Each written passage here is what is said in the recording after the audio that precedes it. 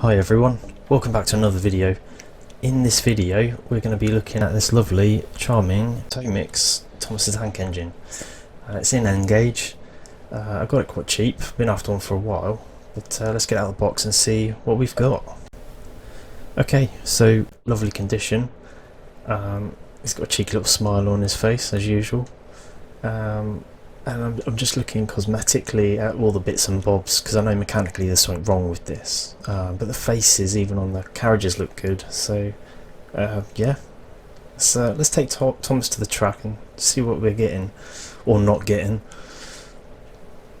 So I know this is a DC loco, so I've got my DC controller off screen and I'm just going to put power to him and see what happens really. And it doesn't really move that nicely, so I suspect at this point we're looking at a pickup issue.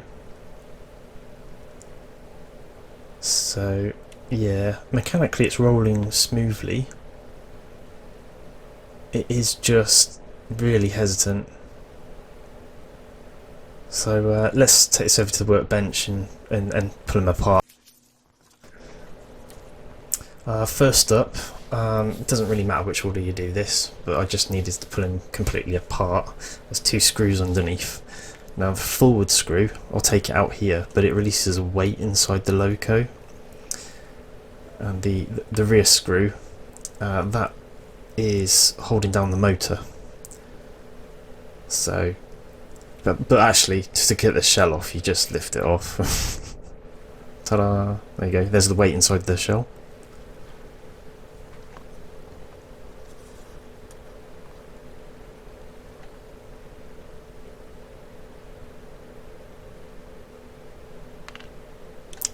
And there's a screw for the motor. They are different screws.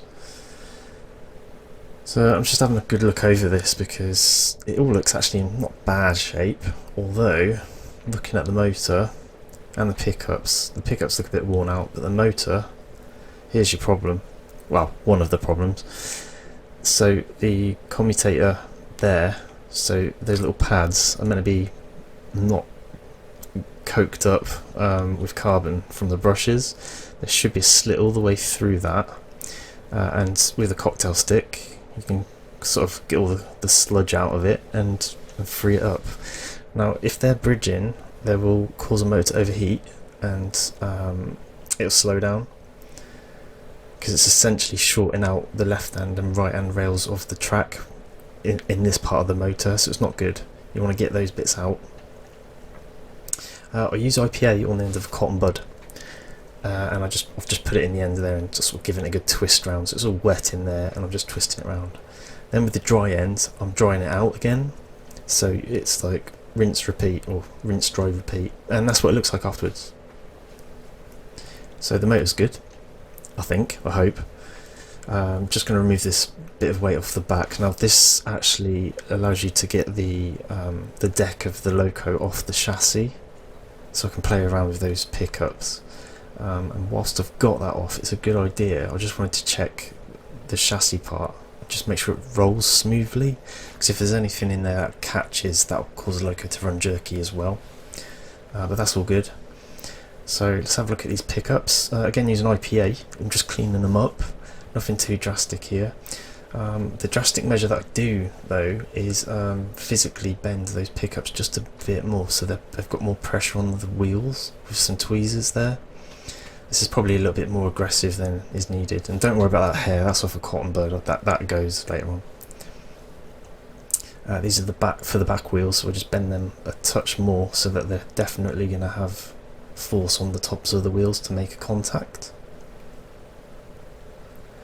And you know, once happy, it all just goes back together again really. You know, give it all a good clean, and that's normally what will fix a loco. But the back weight there goes back on, so that's holding all the bits together of the chassis. Then the motor, watch out here because the terminals for the motor, it's very easy to not have them in the right place, so just check this video against what your loco is. And once you're happy with where the motor is, the screw goes back in. This is the aft screw of the loco, and that holds the motor down. At this point I just put a touch of grease on there. This is bearing grease for a car. So it's not a lot, it's just a little bit. You don't want to overdo it. I vote to put the weight in the body, then put the body on the loco, and then screw that down later. But you can screw the weight down and then put the body over that. It doesn't really matter which order you do it in. There's a tab forwards and back there of the body, so that's what holds the blue body on. And then this screw is the machined screw, so the threads are closer together. This is what's holding that weight to the chassis. Okay. Right, let's go give him a test, see what we've got, shall we?